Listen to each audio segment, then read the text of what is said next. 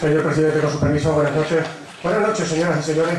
Muchísimas gracias por la asistencia a uno de estos actos, y además actos entrañables para esta real sociedad, como es la presentación de un libro. Siempre la presentación o la puesta en sociedad de un trabajo, de un esfuerzo, de un pedazo de historia, siempre es para felicitarnos todos. Saben ustedes que hay muchos que es la primera ocasión en que vienen, que este salón y esta real sociedad aquí está abierto todos los días para ustedes y estamos todos a su disposición. Hace unos años tuve el placer de presentar un libro también de los autores que hoy nos acompañan. No quedaron bastante escarmentados y hoy pues me piden que les presente este trabajo.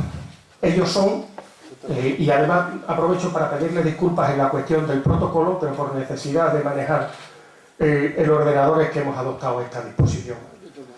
Ellos son Vicente García Stock. Vicente García Stock es consocio de la Económica y ya escritor y estudioso de la historia de Badajoz y más especialmente del mundo taurino y de la tauromaquia, donde es uno de los primeros especialistas no solo de nuestra región, sino a nivel nacional en lo que es el mundo de la tauromaquia, fundamentalmente en lo que es Extremadura. Él es autor de varios de esos libros que son hoy, para todo el que quiera entrar en este mundo, son referencias claras, ¿no?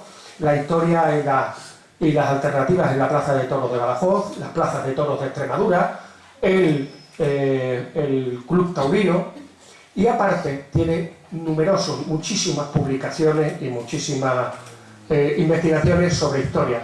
Y fundamentalmente dentro de este campo, que no es el de la tauromaquia, sobre la historia religiosa, la historia de la religión, la historia del cristianismo, de nuestras cofradías, de nuestro mundo de la Semana Santa. Sería inútil, y muchos ya de ustedes lo conocen, el intentar hacer aquí el currículum de artículos publicados, porque ya digo que yo creo que alcanzan no lo creo, lo sé, alcanzan los cientos de artículos. Yo destacaría en los últimos años pues aquella Pasión de Cristo en el siglo XXI, que lo publica a lo largo de dos Semanas Santas y que lo donó, también es una donación para las cofradías, para los conventos de la ciudad, de manera que la labor altruista que ha hecho, y todos los que lo conozcan, ya viene de hace mucho, y verdaderamente un hombre muy conocedor y desde luego el que podía haber atacado este trabajo.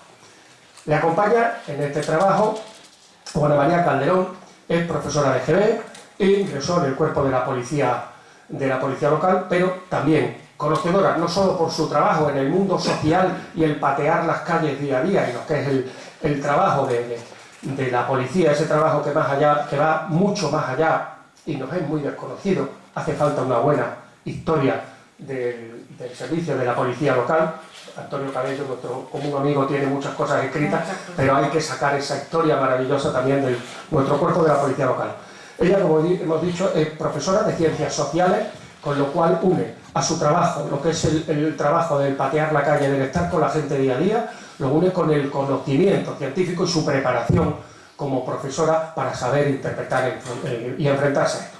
Ellos comenzaron, aunque luego ya lo contarán, en este libro que os decía al principio, que presentaron en 2008 en Valdevotoa, aquella historia del cincuentenario de la creación de esos magníficos pueblos, de esa magnífica gente, con ese nombre tan encantador de colonos, ¿no? La gran obra que fue del Plan Badajoz y el gran avance que eso supuso.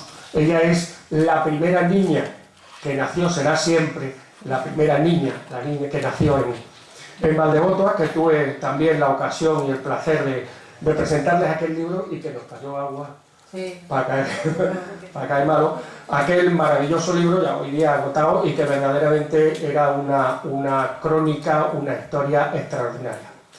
Ellos dos nos van a presentar ahora, y además no me voy a extender mucho, simplemente decir que tengo el placer de tenerlo anotado porque han trabajado con la crónica de la monja adoratrices.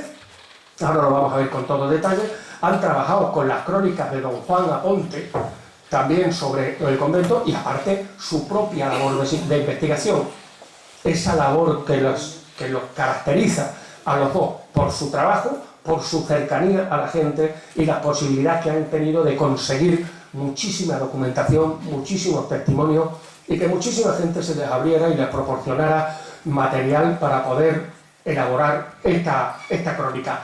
Es un libro, iba a decir espeso en el sentido de que está muy metido, es grande, porque es grande la obra, son casi un siglo, 1919-2015, casi un siglo de vida de esta comunidad aquí, una comunidad que ha tenido y tiene una fortísima carga social, de trabajo social. Muchas veces algunos se ríen cuando guiamos algunas visitas, me gusta decir cuando entro en la plazuela, en mi plazuela de San José, es decir que cuando en aquellos tiempos eran, y recuerdo ahí nuestro lema, enseñando fomenta, la enseñanza y la cultura es lo que te trae el desarrollo. Y yo cuento como chiste en esto, cuando a principios de siglo esta parte estaba degradada, estaba perdida en la delincuencia, en la prostitución, generalmente lo que es la miseria y todas las miserias que traen la pobreza en general, pues en vez de entrar ahí arrasando con un tanque o con 2 banderas de la Legión, lo que se trajeron fue a un puñado de monjitas para montar un colegio. Un colegio. Evidentemente, volvemos a retomar, hace 200 años, un puñado de ciudadanos de aquí de Badajoz, capitaneados en este caso, sí, por el obispo y el capitán general y toda la buena gente de todo tipo de pensamiento que había en esa ciudad en 1816, una ciudad castigada terriblemente por la guerra, pues fundó esta sociedad económica para, con ese lema, enseñando fomenta, que es lo mismo que nos van a traer estas monjas y esta labor. Toda esa labor lo han sabido recoger porque es pedazos de la historia de Badajoz y nos lo han presentado aquí. Pero yo de todas maneras no quiero quedarme en esto porque me pondría a hablar, tengo las anotaciones y lo que quiero es que nos lo cuenten ellos, porque vamos a ver, sí os digo una cosa, el trabajo ha sido inmenso y el trabajo, aunque ellos no lo van a decir, ha ido mucho más de lo que es el simple trabajo de recoger unos testimonios y de poner ahí unos testimonios, porque ha habido muchísimas circunstancias muy duras, tanto en lo que es la parte del trabajo, en lo que es la parte de investigación y de elaboración, como luego ya en lo que es la parte incluso, que ha habido, les ha costado porque ha habido muchas cuestas arriba que lo han superado siempre con un cariño y más sabiendo cuál es el fin de este libro. Muchos de ustedes están aquí porque saben cuál es la finalidad, pero yo voy a dejar que lo digan ellos. Pero yo para empezar os preguntaría, porque de esas muchas cosas, a pesar de los años que hemos estado juntos y viendo y comentando, tampoco ¿qué es lo que os motiva a escribir el libro? Bueno, buenas noches a todos. Primero agradecer la asistencia a este acto y el apoyo que me estáis transmitiendo en estos momentos. A mí en un primer momento lo que me apoya es la amistad. Él ya ha hablado de la amistad que yo mantenía con Vicente y que teníamos un trabajo previo. Habíamos hecho ya un trabajo sobre Valdevotua, Crónicas de un pueblo, Valdevotua. Cuando se termina el trabajo, la inercia, pues nos quedamos un poco ahí. ¿Qué hacemos? ¿Qué viene ahora? Yo se lo digo a Vicente y Vicente me dice, yo tengo un proyecto. Y me habla sobre el proyecto. Es cierto que yo no conocía nada sobre las adoratrices, pero realmente me entusiasma. Cuando iniciamos el primer contacto, aparecen 2 frases que todavía me invitan a implicarme más en el tema. Patronato de protección de la mujer y patronato de protección de menores. Esas 2 frases aparecen, se repiten continuamente en todo lo que es la crónica, que va a ser nuestra base documental, que ya hablaré un poquito más adelante. Esas dos frases, como he dicho, me invitan a seguir investigando, a seguir en el proyecto, a iniciarlo. También es cierto que me motiva el hecho de que vamos a estudiar 90 años de la historia de Badajoz. ¿Por qué? Porque la historia de las adoratrices, especialmente lo que son sus primeros años, van unidos a la historia de Badajoz. Los acontecimientos de toda la ciudad se reflejan también ahí en el convento. Y eso me motiva en la historia de mi pueblo. Y no tengo más que decir. Buenas noches a todos. Los motivos míos son diferentes a los de Juana. Y entonces yo digo que mi contacto con las adoratrices comenzó cuando yo tenía 7 años, recién llegado a la península.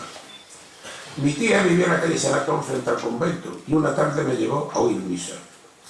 Me presentó a la Madre María Alcón, que está ahí, y a esta le hizo gracia mi habla, medio andaluz, medio extremeño. Creo que ella era o tenía ascendencia andaluza. Me enseñó la capelina del monaguillo que tenía en la mano y yo me puse a torear. Resultó que era muy aficionada a los toros y le dijo a mi tía, déjame a este que lo hago monaguillo, que el que tenemos se marcha a estudiar. Desde aquel momento, la Madre María Alcón, que por cierto falleció el 23 de junio de 1999, se erigió en mi segunda madre. Por eso, cuando Juana Mari me dijo, ¿y ahora qué?, sin dudarlo dije, las adoratrices. Este libro está dedicado a la memoria de ella, la Madre María Alcón. Yo sí quería hacer una anotación. El libro tiene ilustraciones, tiene un montón de fotografías, la mayoría de ellas inéditas en el sentido de que nunca se han publicado en esto, porque muchas proceden de colecciones particulares. No cabían todas. Ustedes saben siempre, y hablamos de todas las dificultades para poder poner y contar todo lo que se quiere. De manera que lo que estamos viendo aquí y lo que vamos a ver la mayoría son auténticamente inéditas, cedidas, pero que no han entrado. Entonces, una manera era irlas poniendo aquí para que ustedes, bueno, pues puedan verlo. Es un poco de la cantidad de material que ellos tienen. Juana María, ¿cómo se ha escrito el libro? Bueno, pues como hemos comentado, hemos hablado de las crónicas.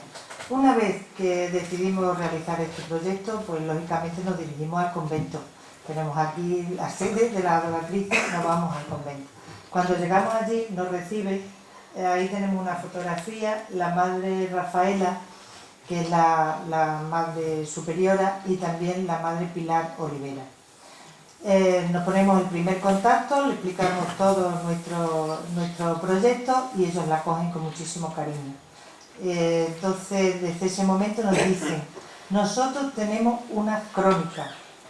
Bueno, la primera palabra, crónica, ¿qué abarcaba esa crónica? Pues desde el primer momento que llegan al convento, desde 1919 que llegan al convento, empiezan a relatar su vivencia dentro del convento, pero no solo lo que vivían allí, sino las vivencias exteriores y cómo la afectaban. Eso eran sus crónicas.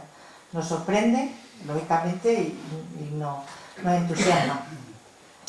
Nos habilitan una habitación pequeñita para trabajar y las crónicas están manuscritas, o sea, mecanografiadas, con lo cual también nos facilita el trabajo. Pero no podíamos sacarlo del convento. ¿Qué hacemos? Fotos. Hacemos 1200 fotografías. Después estas 1200 fotografías las llevamos a revelar y aparecen 1200 documentos que ha sido nuestra base documental. Muy laborioso, muchos días, muchas horas, muchos momentos, pero bueno, ahí está.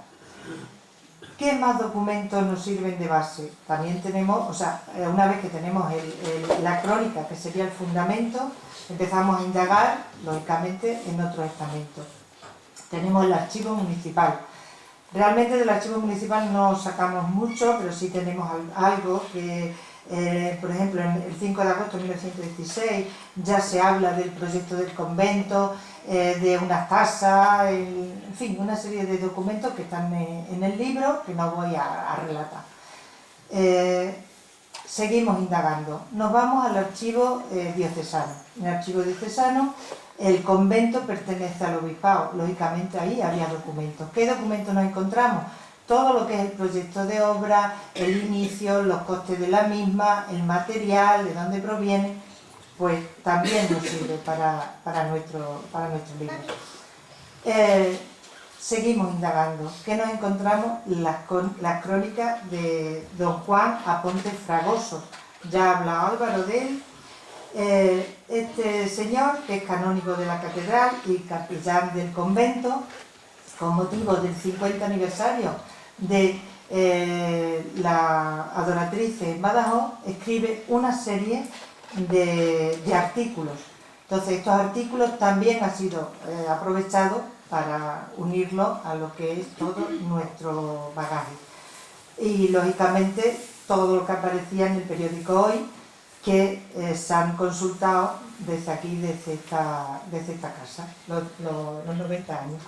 todo lo que aparece a idolatrices lo aprovechábamos y hemos intentado verterlo en nuestro proyecto. ¿Cómo se origina el convento del Centro? ¿Cómo llega? ¿Cuál es el inicio? Bueno, pues el inicio, voy a ver porque son fechas y la memoria ya no...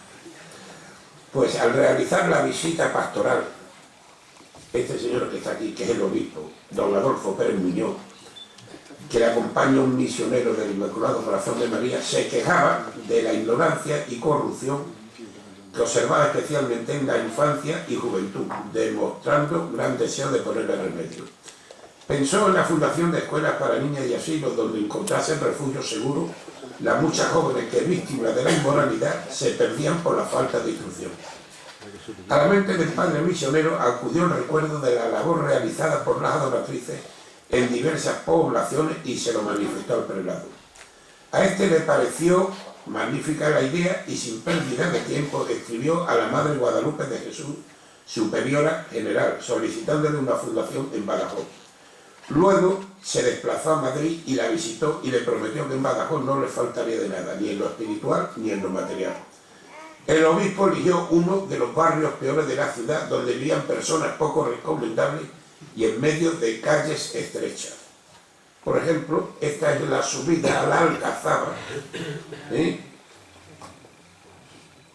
Esta es la calle San Antón. Esta es la calle Morales. Y esto es lo que había en la subida a la izquierda donde hoy está Inmagual. La casa que se ve al fondo a la izquierda aún continúa. Bien. Allí arriba, en la ermita de San José, había una cofradía antiquísima que estaba casi extinguida. La ermita era grande, estaba casi en ruina, y el obispo la cedía a las adoratrices para que una vez restaurada sirviese de capilla, adosándole una casa de nueva planta. Se comenzó la obra en 1914 y se habitó en 1919.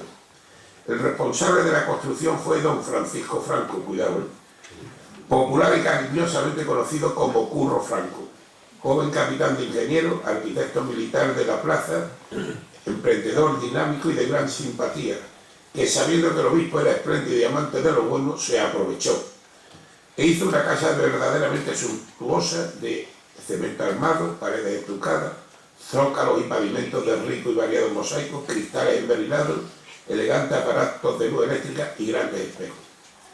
El 5 de marzo salen de la estación de Atocha la madre, Eladia de Jesús Superiora y 7 hermanas.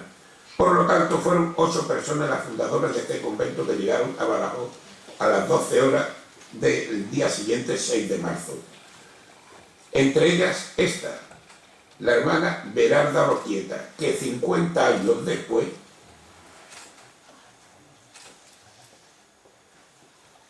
volvió con motivo del 50 aniversario, que coincidió 1969. Y eso es todo. Este es el inicio. El inicio del convento es este. ¿A qué se dedicaron? ¿Cómo empezaron la labor? Bueno, las hermanas, para salir adelante, la verdad que hicieron de todo. Tenían 2 objetivos prioritarios.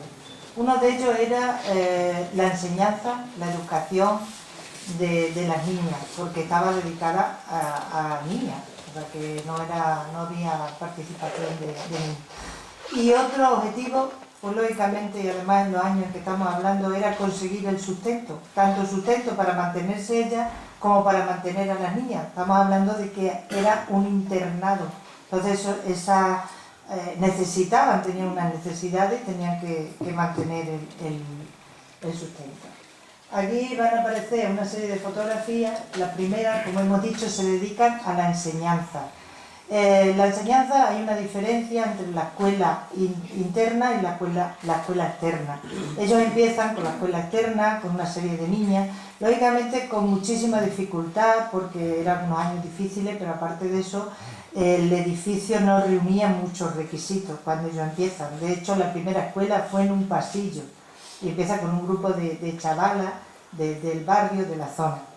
Van progresando, empiezan a aparecer ya las aulas, después compran casitas anexas y preparan lo que ahora conocemos como la escuela de la Madre Sacramento. En ese objetivo, bueno, aparecen ahí fotografías. Su enseñanza, lógicamente, era la religión, era primordial. Entonces ahí se celebran comuniones, se celebran confirmaciones.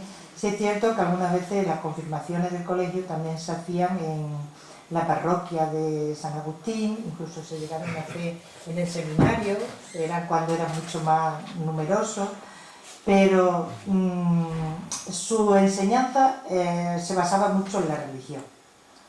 Eso sería uno de sus objetivos. El otro objetivo, como hemos dicho, sería el sustento, tanto el sustento del propio colegio como el sustento de las niñas.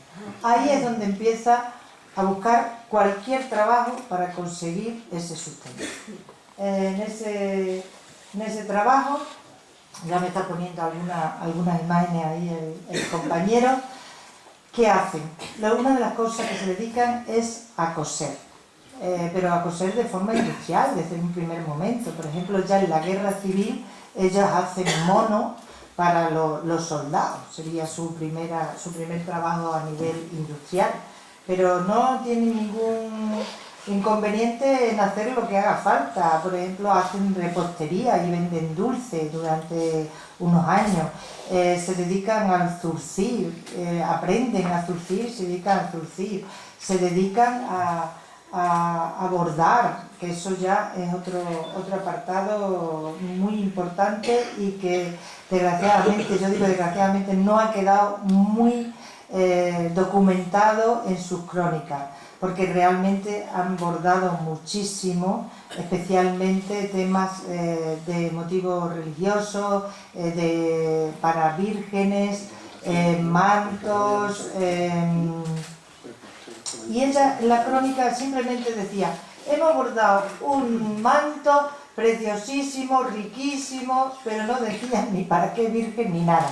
Sí, alguna vez que otra, entonces tenemos, han bordado por ejemplo el manto de virgen de toda Extremadura, porque han bordado para la Virgen de Guadalupe, para la Virgen de Piedracrita, de Campanario, para la Virgen de Valencia de Ventoso, que recuerde así, Alburquerque, creo que algo de Villa del Rey, y bueno, todo lo que han bordado a Badajoz, o sea, la Virgen de Badajoz, especialmente a la Soledad, el palio de la Soledad, el estandarte, bueno, a la Virgen, o sea, la de la Esperanza me parece, aparece San Andrés, y ya digo, es una pena porque no está muy bien documentado todo lo que han bordado ellas, porque sería un apartado a investigar y realmente sería muy interesante que se documentara todo el tema.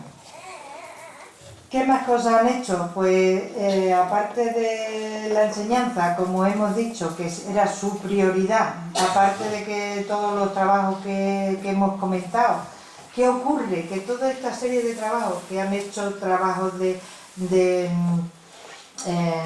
bordado, trabajos de repostería, trabajos de mecanografía, todo esto ha ido evolucionando y de alguna manera se ha ido gestando lo que desembocó en lo que es actualmente una escuela de formación ya profesional.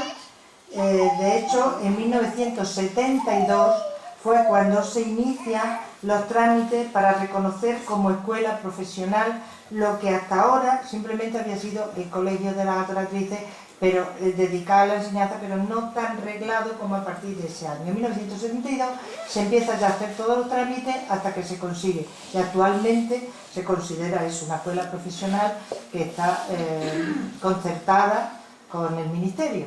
Pero todo ya se iba fraguando con las propias adoratrices en los años anteriores, a través de todos los cursos que ellos han ido haciendo.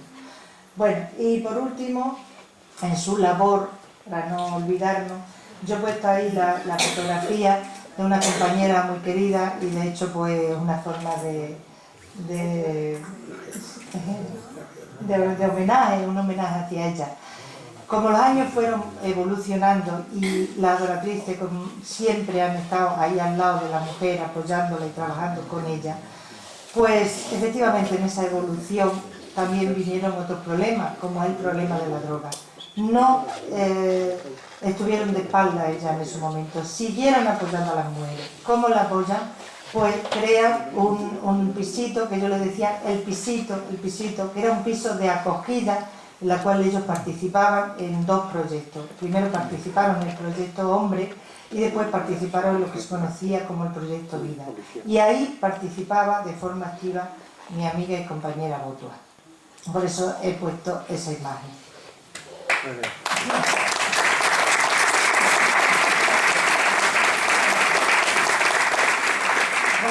está aquí su familia y me honra que todos la recordamos. Sí. Sí, Vicente, ¿qué apoyo recibe el convento cuando se establece? Sabemos una labor inmensa, como apuntado. Cuando se leen estas apretadas páginas, empieza uno a ver el trabajo de los colegios y de todo esto con el pleno desarrollo. ¿Qué apoyo recibe el convento para este inicio? Cuando llegan esas valientes mujeres aquí de cerca. Bueno, pues en un principio el apoyo que en su día ofreció el obispo no fue muy espléndido, que digamos, ya que en ocasiones los primeros años pasaron muchos agobios económicos. El problema era que donde ellas compraban el diario se aprovechaban de ella y casi les duplicaban el precio. El entorno donde compraban a diario, pues no podían salir a comprar. Y entonces en la crónica resaltan a don Cayetano Lledó Asnar. Dicen, el mejor amigo de la casa, ayudando cuanto podía. Este hombre había nacido en Badajoz en 1856, era un industrial de la plaza que tenía una fábrica de jabones, que no es lo mismo, en la calle Montesino. Este hombre es la primera persona que se volcó en ayudarle. Siguen diciendo en la crónica, con espíritu de entrega protectora se ofrecía y servía para todo, siendo la persona de máxima confianza que tenía. Ya no les engañaban en las compras. Él compraba los comestibles, la leña, el carbón, y los mandaban al convento con el mozo de su casa. Acudía sin pereza al menor aviso cuando la madre tenía algún asunto difícil, como cuando tuvo que pasarse como si fuese el gobernador civil para intentar calmar a una alumna interna que pretendía suicidarse si no accedían las monjas a sus pretensiones. La grata memoria de este hombre pervivió para la adoratriz en la persona de su hija, doña Soledad Lledó. Eso por un lado. Pero luego comenzaron a recibir ayuda de entidades oficiales, patronato de protección a la mujer, familiares de hermanas, entre ellas la familia Rincón, García Zavala, Alcón, Encina de la Rosa y otras que ahora no recuerdo, y particulares como don Marciano Díaz de Liaño, que fue gobernador civil en la posguerra, Santiago Vázquez, Branto, padre de Emilio, que no está aquí, y don José Acuña. Y luego, también aquí lo sacamos de la crónica, don Luis López Santamaría y otros muchos, por ejemplo. Aquí tenemos a la madre Carmen García Obrio Zavala en el centro. Aquí tenemos a alguien que muchos han conocido, don Luis López Santamaría. Y aquí tenemos a su hijo Luisito, que no sé si estará aquí. Si está aquí, que levante la mano. Ahí está. Pues aquí creo que ha variado mucho desde entonces ahora. Un poquito más mayor. Es un poquito más mayor. Y este Luisito tiene una anécdota que se refleja ahí y que la reflejan ella, que es muy bonita y muy entrañable. Don Luis, que fue médico de las adoratrices durante muchos años, pues había una que era la hermana Granada, una muy bajita, que estaba muy mala la pobre, y le pide a don Luis que lo único que no puede comer era jamón para chuparlo. Como resulta que eran las 10:30 de la noche, las mujeres no tenían jamón, y al día siguiente era San Isidro. Entonces don Luis llama a su señora y le dice, oye, ¿tiene jamón? Le diría que sí, porque le dice a la superiora, mande a una chica que mi mujer le da jamón. La superiora contesta, mire don Luis, son las 10:30 de la noche, están a acostar, no podemos. Vuelve a llamar a don Luis a su casa y le dice a la señora, yo mando a un niño ahora.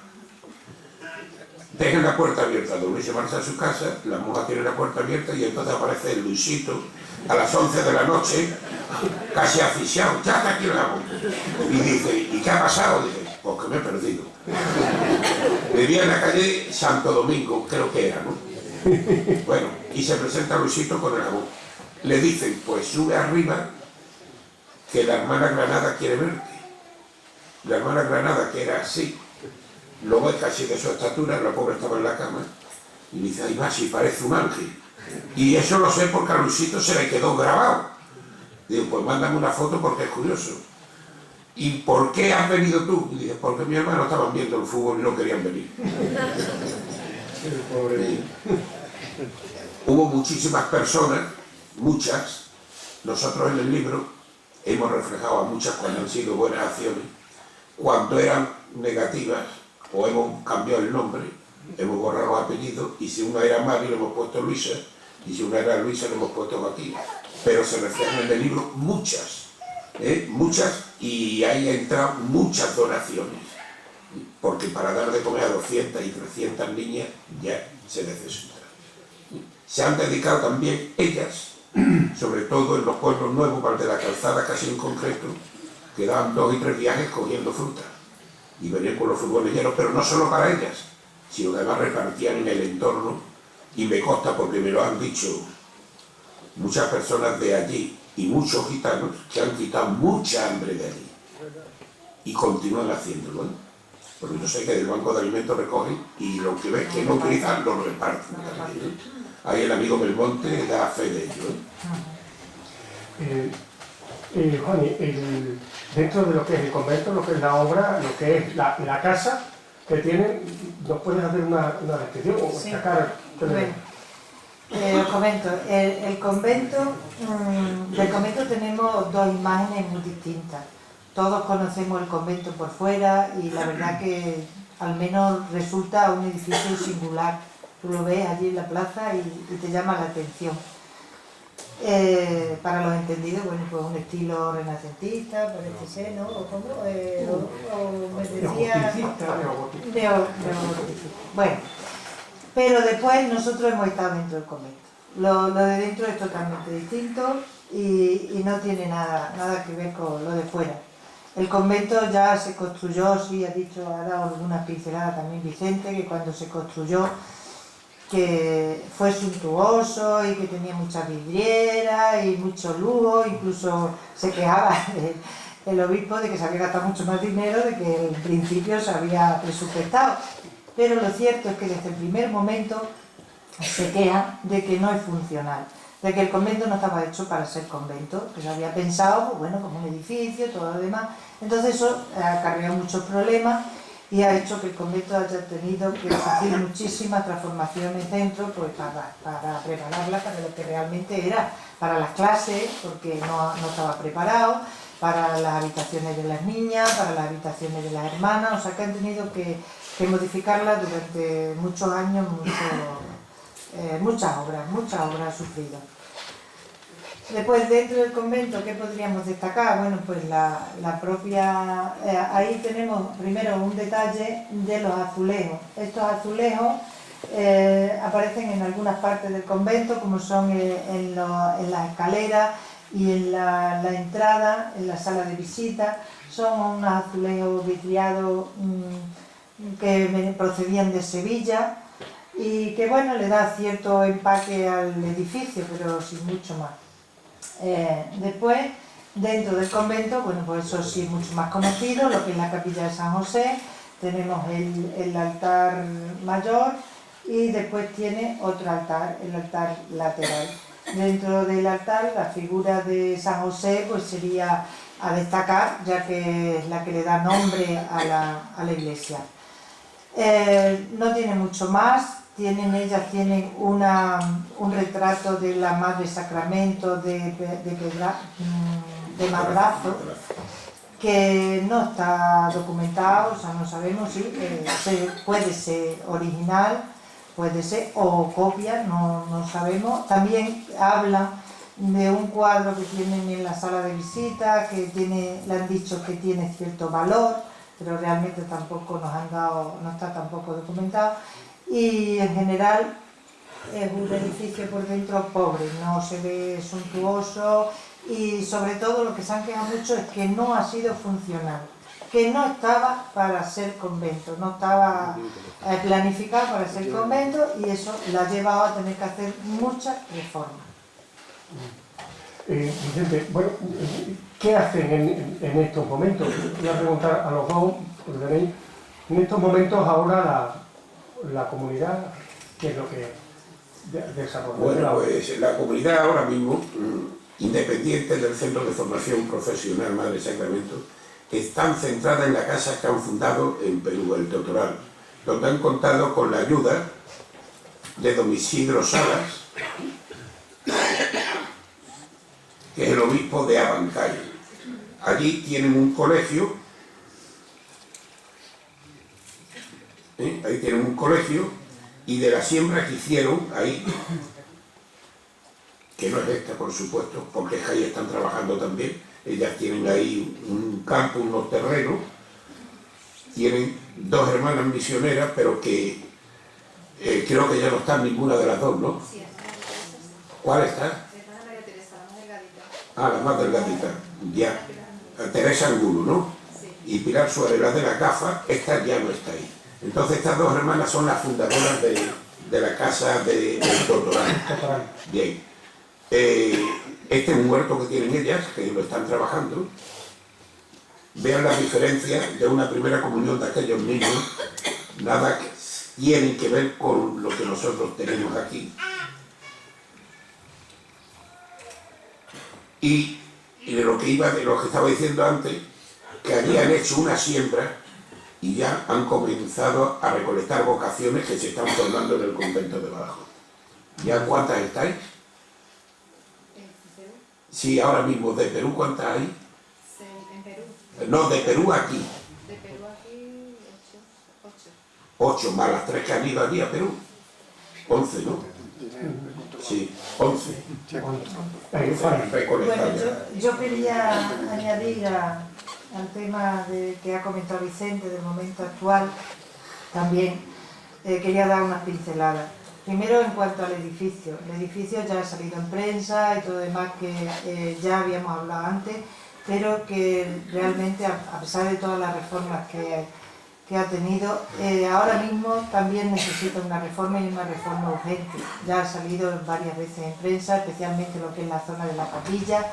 La capilla tiene el suelo en muy malas condiciones, parece ser que motivado por una humedades de difícil solución.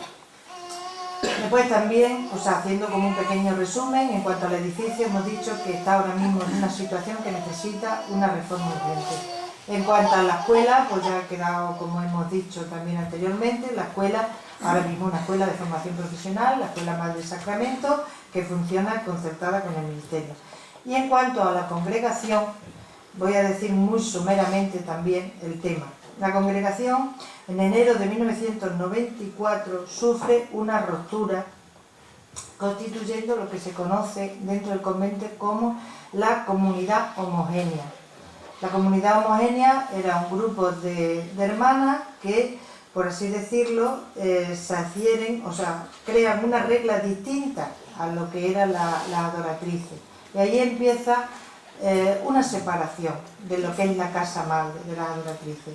Esta separación ha ido evolucionando, ha tenido sus distintos momentos, su trayectoria, y llega hasta el día de hoy, que bueno, hasta el día de hoy no, vamos a decir hasta otra fecha, el 3 de septiembre de 2015, en la cual se erige un nuevo instituto diocesano que se llama Religiosas Adoradoras del Santísimo Sacramento y de la Trinidad.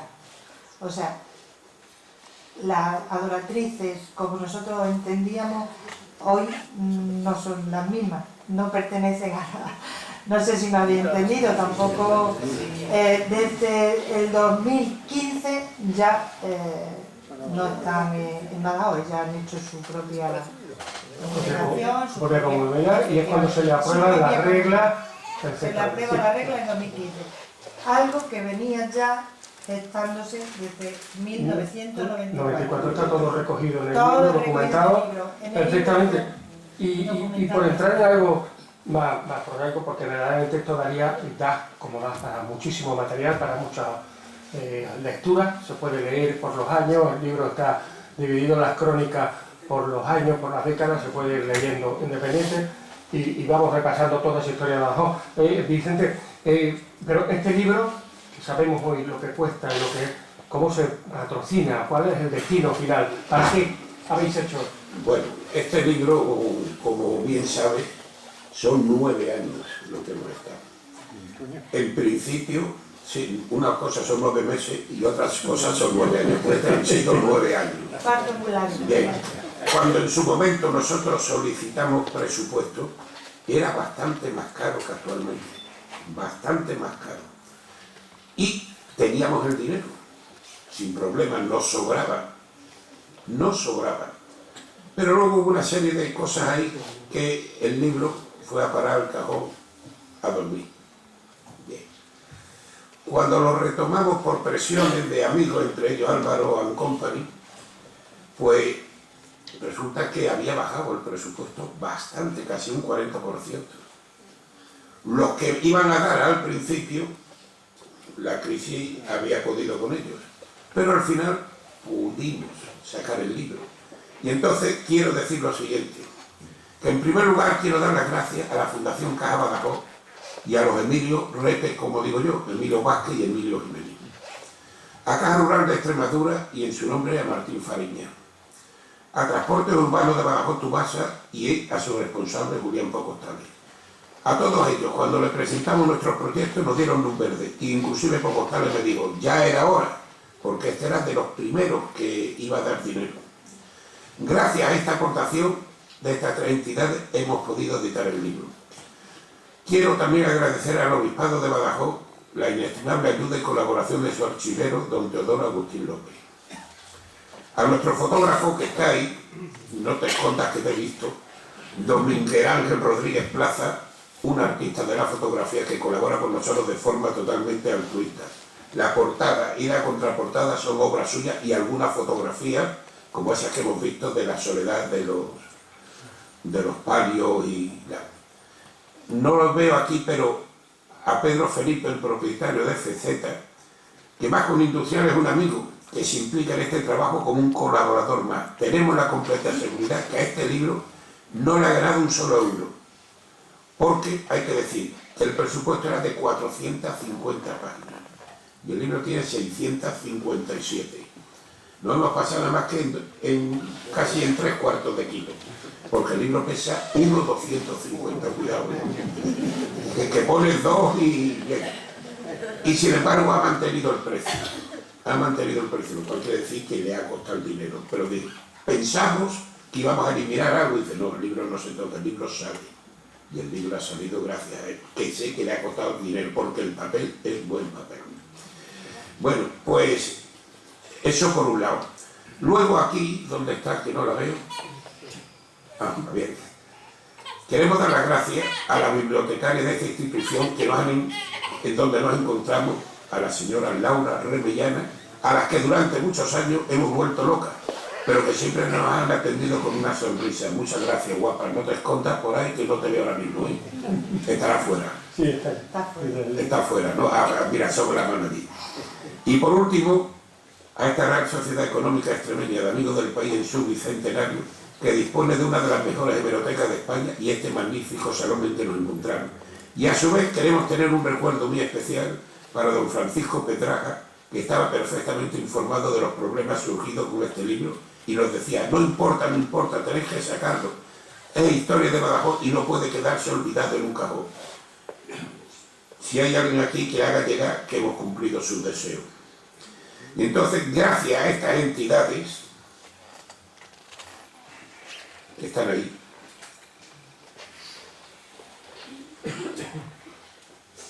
bueno, pues, gracias a estas 3 que aparecen aquí, bueno, pues hemos podido ayudar económicamente a una serie de ONG sin ánimo de lucro y, por supuesto, la labor que cada una de ellas realiza. La edición ha sido repartida entre estas ONG.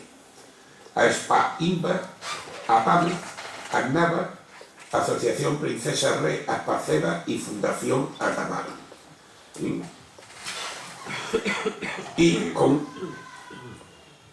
con esta contraportada se cierra el libro y finaliza este acto, pero no podemos más que agradecer su presencia a todos los asistentes, ya que para nosotros supone mucho el habernos visto arropados por todos ustedes en algo a lo que hemos dedicado muchas horas en todos los campos, pero que creemos ha merecido la pena el destino final que le hemos dado a nuestro trabajo. Hay algo que se me iba, pero que me acabo de acordar. La memoria falla, pero algunas veces te acuerdas. Y que no hemos dicho es que todo el material que hemos reunido, todo, va a ser depositado después de 6 meses en el archivo diocesano. Porque si no lo depositamos, y que conste que me lo han pedido de la Casa de Madrid, me han dicho que todo para allá, que aquí ya no hay que quedar nada. Si lo mandamos en Badajoz no queda constancia del paso de estas monjas por Badajoz. De esta forma, no le hemos contestado todavía, le contestaremos diciendo que no, que lo entregamos aquí para futuros investigadores, porque sí es cierto que cuando yo me fui al archivo, pude sacar de la documentación de la construcción del edificio porque estaban ahí. Si esto se manda de aquí a Madrid, aquí no queda constancia de su paso. Por lo tanto, todo lo que tenemos, todo, inclusive muchos documentos rescatados, muchas fotografías, más de 200 de particulares que no han entregado y tal, todo irá al archivo diocesano. Haremos un legado asesorado por vosotros, que sois los expertos, y se le entregará al obispo. Y con esto nos consideramos pagados con la asistencia de todos ustedes. Y buenas noches y muchas gracias por su asistencia.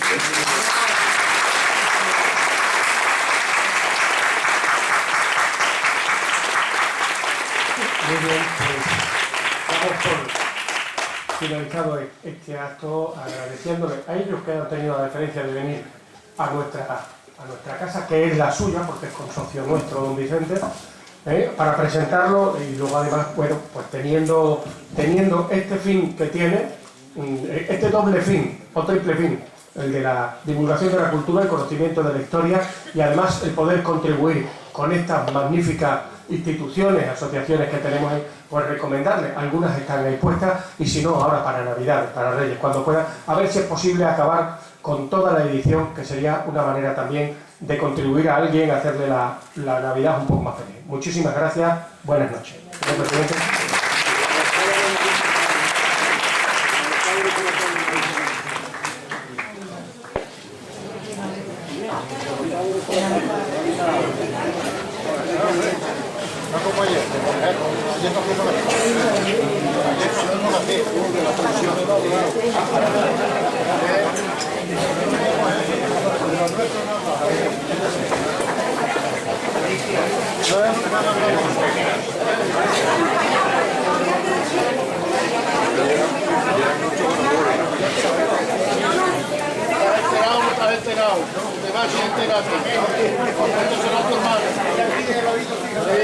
Nada más que de eso.